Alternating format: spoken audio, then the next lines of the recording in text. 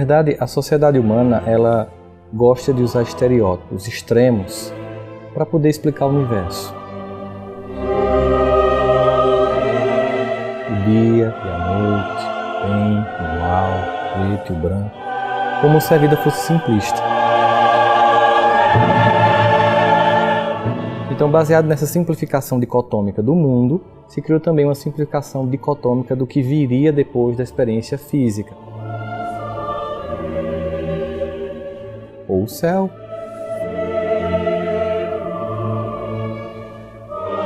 ou o inferno.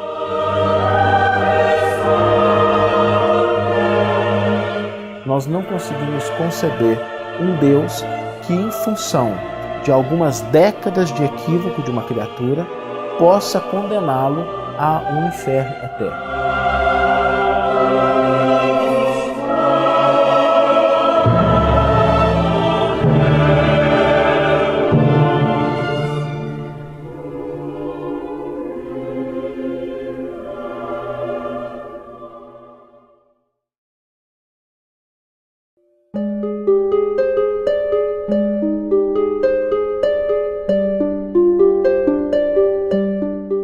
A palavra céu, que na verdade não é singular, é plural, céus, começa no livro do Gênesis, na primeira linha, que Moisés chama no original, no princípio criava Deus os céus e a terra. Significava o lugar de onde caía a água, porque a palavra céus em hebraico, shamaim, significa cheio d'água. Então você tem terra embaixo e águas, ou a região de onde cai a chuva, em cima. Esse foi o conceito puramente material trazido por Moisés no primeiro capítulo do livro do Gênesis.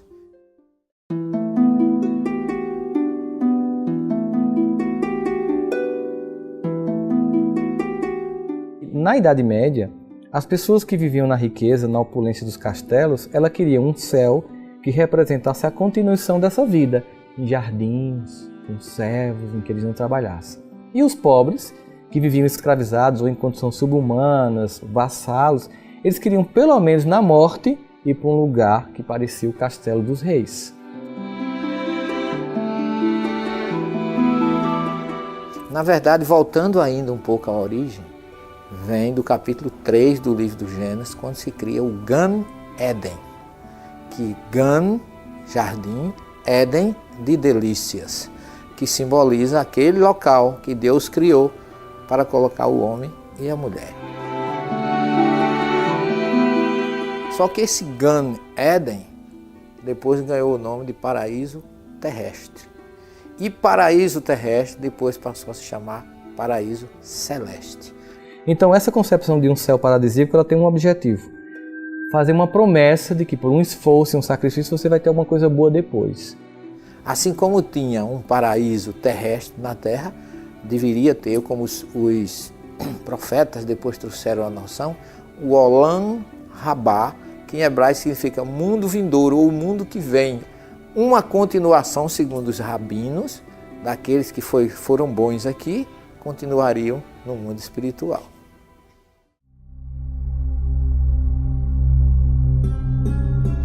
No livro do Gênesis, capítulo 18, aparece lá, narrando que Abraão estava na sua tenda no deserto, quando chegaram 3 anjos. Ele não conheceu que eram anjos.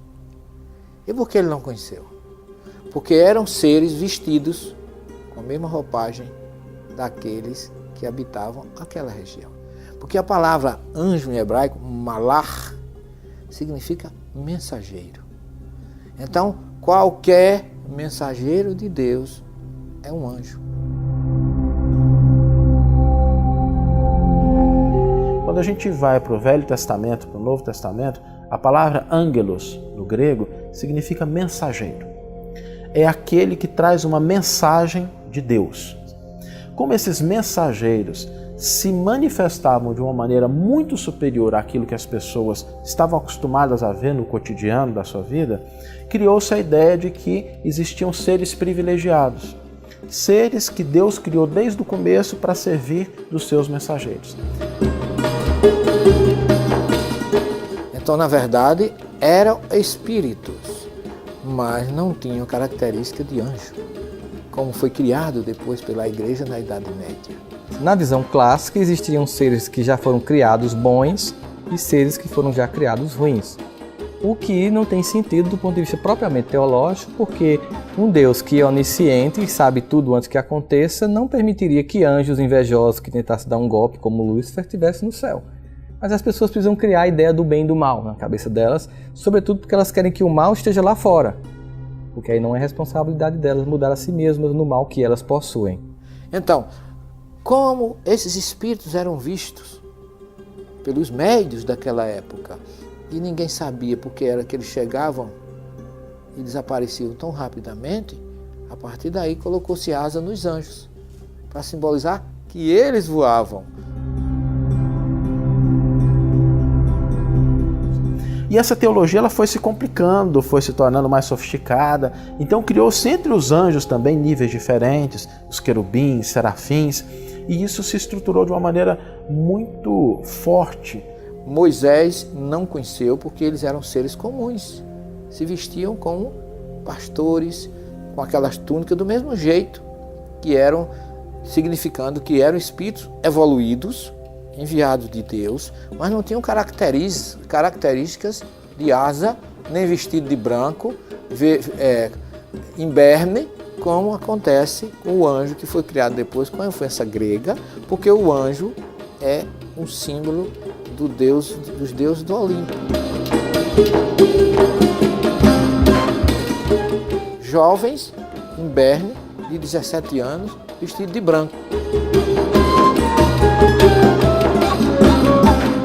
Mas lá no deserto não tinha asa, eram seres dali, foram 3. Um veio para curar Abraão, que acabara de ser feita a sua circuncisão. Outro veio para tornar Sara fértil, que até então ela era estéril. E outro veio para destruir Sodoma e Gomorra, como está narrado lá no livro do Gênesis.